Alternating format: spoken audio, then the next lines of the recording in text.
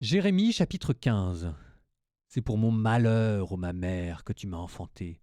Homme de querelles et de disputes pour tout le pays, je ne suis le créancier ni le débiteur de personne, et pourtant tout le monde me maudit.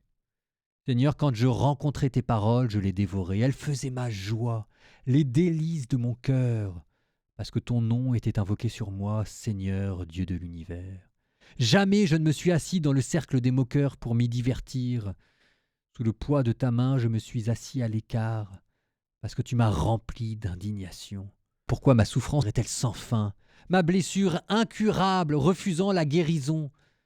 Serais-tu pour moi un mirage, comme une eau incertaine? Voilà pourquoi, ainsi parle le Seigneur. Si tu reviens, si je te fais revenir, tu reprendras ton service devant moi. Si tu sépares ce qui est précieux de ce qui est méprisable, tu seras comme ma propre bouche. C'est eux qui reviendront vers toi, et non pas toi qui reviendras vers eux. Je fais de toi pour ce peuple un rempart de bronze infranchissable. Ils te combattront, mais ils ne pourront rien contre toi. Car je suis avec toi pour te sauver et te délivrer, oracle du Seigneur. Je te délivrerai de la main des méchants, je t'affranchirai de la poigne des puissants.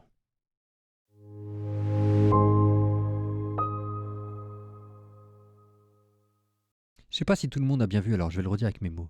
Mais ici, là, vous avez Jérémie qui a craqué. Vous avez Jérémie qui dit non, moi c'est bon, c'est terminé. Je ne veux plus être prophète. C'est pour mon malheur, ô ma mère, que tu m'as enfanté.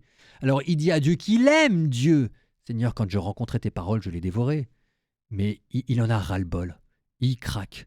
Il faut dire que là, vous n'avez pas les détails du texte, hein.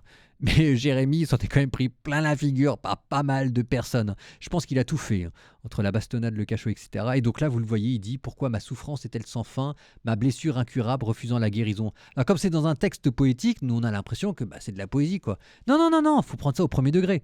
Pourquoi ma souffrance est-elle sans fin? Et là, il craque, il en a ras-le-bol, il est arrivé jusqu'où il pouvait aller. Donc en fait, il a posé sa démission, il a posé sa dème, comme on dit, devant Dieu. Mais de fait, il est parti. Et c'est ce qui explique pourquoi vous avez la réponse de Dieu. Si tu reviens, si je te fais revenir, tu reprendras ton service devant moi. Dieu, lui, il n'en a pas terminé. Donc il est en train de dire à Jérémie, ta, démission refusée. T'as pas le choix, mon coco, je te garde à mon service.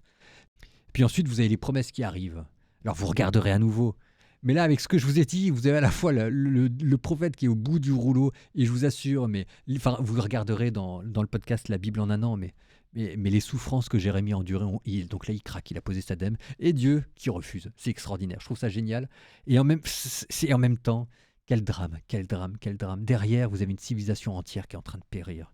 Et comme disait Paul Valéry, hein, les civilisations sont mortelles, ne l'oublions jamais. Et là, vous avez un homme qui prie entre le marteau et l'enclume, qui est en train de vivre ça comme un drame personnel.